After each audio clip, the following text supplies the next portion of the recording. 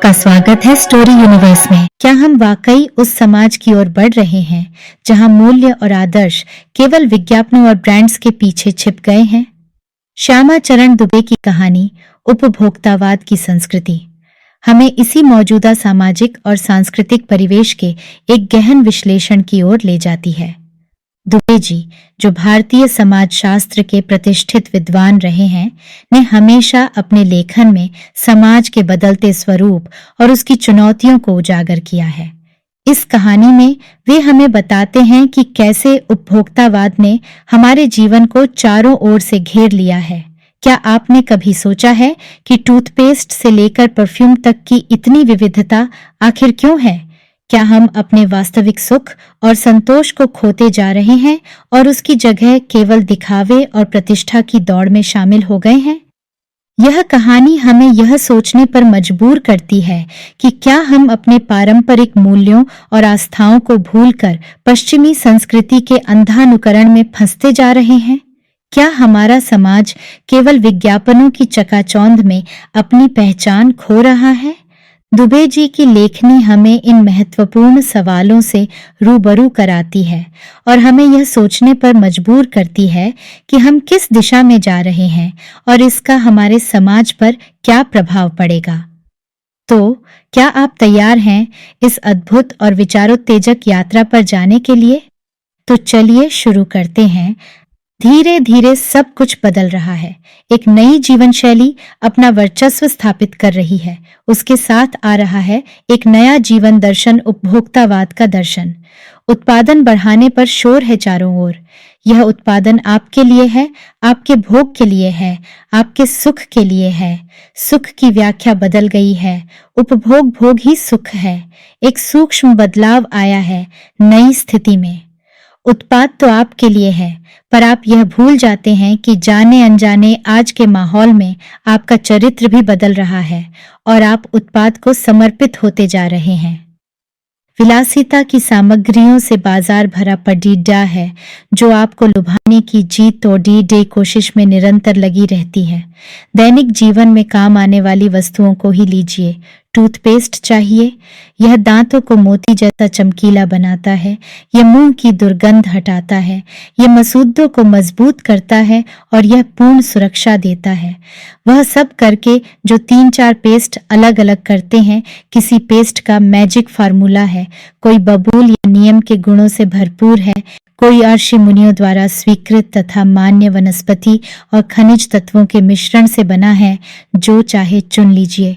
यदि पेस्ट अच्छा है तो ब्रश भी अच्छा होना चाहिए। आकार, रंग, बनावट, पहुंच और सफाई की क्षमता में अलग अलग, एक से बढ़कर एक। मुंह की दुर्गंध से बचने के लिए माउथवॉश भी चाहिए। सूची और भी लंबी हो सकती है, पर इतनी चीजों का ही बिल काफी बड़ा हो जाएगा क्योंकि आप शायद बहुविज्ञापित और कीमती ब्रांड खरीदना ही पसंद करें। सौंदर्य प्रसाधनों की भीड़भाड़ तो चमत्कृत कर देने वाली है। हर माह उसमें नए नए उत्पाद जुड़ जाते हैं। साबुन ही देखिए, एक में हल्की खुशबू है, दूसरे में तेज। एक दिन भर आपके शरीर को तरोताजा रखता है, दूसरा पसीना रोकता है, तीसरा जर्म्स से आपकी रक्षा करता है। यह लीजिए, सिने स्टार्स के सौंदर्य का रहस्य, उनका मनपसंद साबुन। सच्चाई का अर्थ समझना चाहते हैं? यह लीजिए। शरीर को पवित्र रखना चाहते हैं? यह लीजिए, शुद्ध गंगा जल में बनी साबुन। चमद्दी को नर्म रखने के लिए यह लीजिए। महंगी है पर आपके सौंदर्य में निखार ला देगी।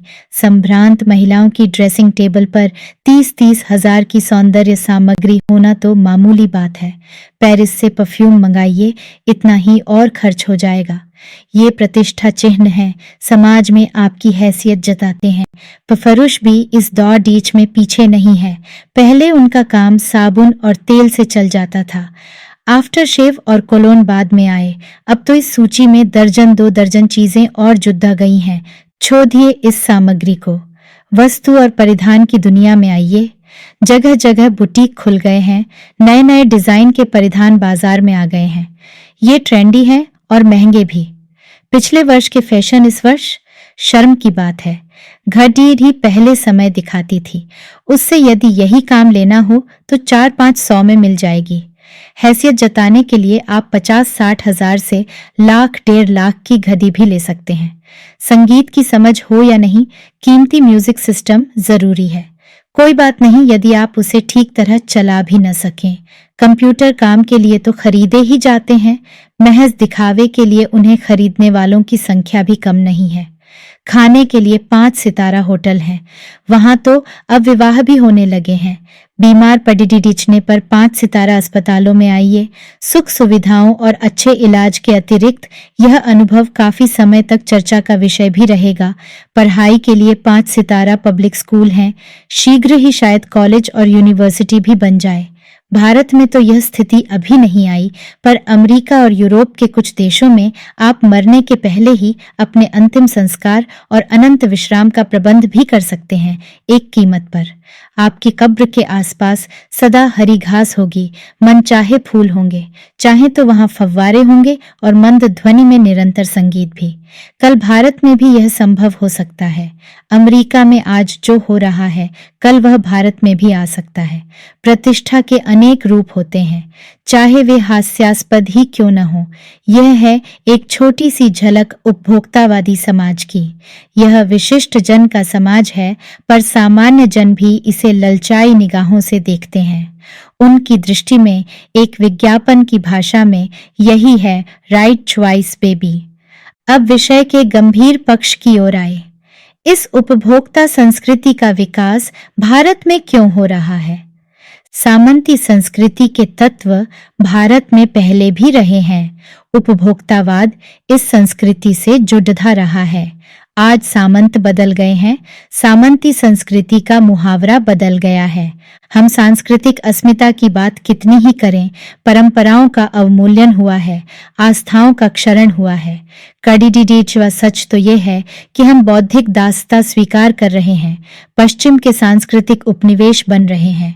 हमारी नई संस्कृति अनुकरण की संस्कृति है। हम आधुनिकता के झूठे प्रतिमान अपनाते जा रहे हैं। प्रतिष्ठा की अंधी प्रतिस्पर्धा में जो अपना है, उसे खोकर छद्म आधुनिकता की गिरफ्त में आते जा रहे हैं।